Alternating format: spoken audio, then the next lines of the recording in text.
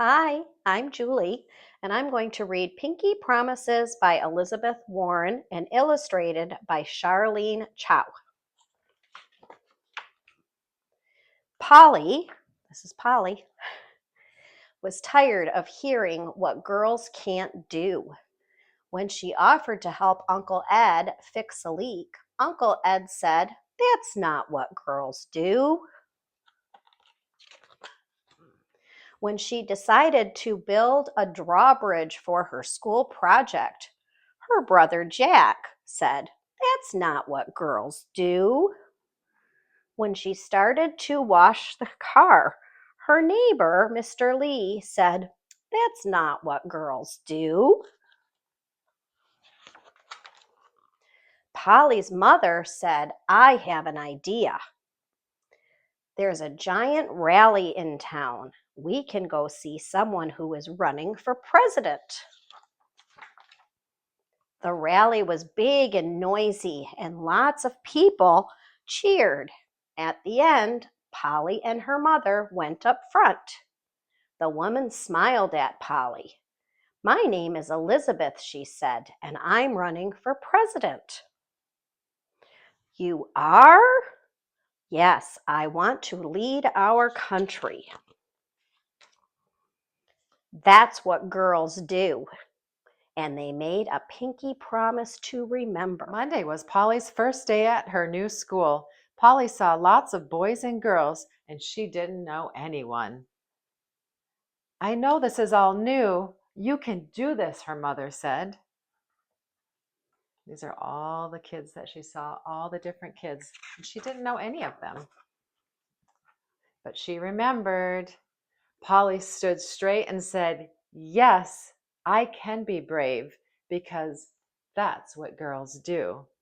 Remember the pinky swear. She and her mother did a pinky promise, and they walked into the front door of the school. They did a pinky promise. The next afternoon, Polly had a soccer game, and the game was tied, and each side got one more kick to score. And the coach said to Polly, "I know everyone is watching. Can you do this?" This is the coach. "Polly, can you do this?"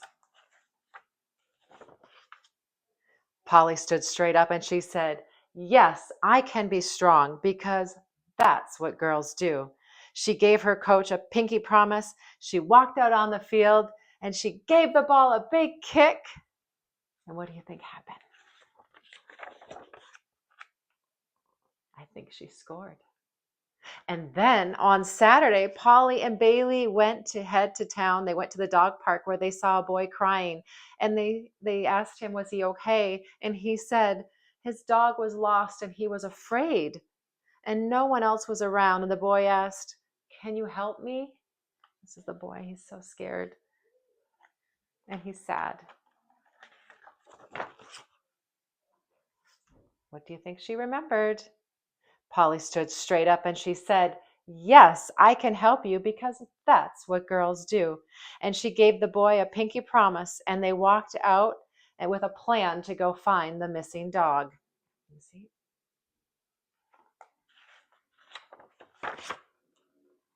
The next week, Polly's teacher said that they were going to elect a class president, and someone had to lead the way, and they had to line up and go outside. And Polly thought that she would be a good president, so she raised her hand to run for president.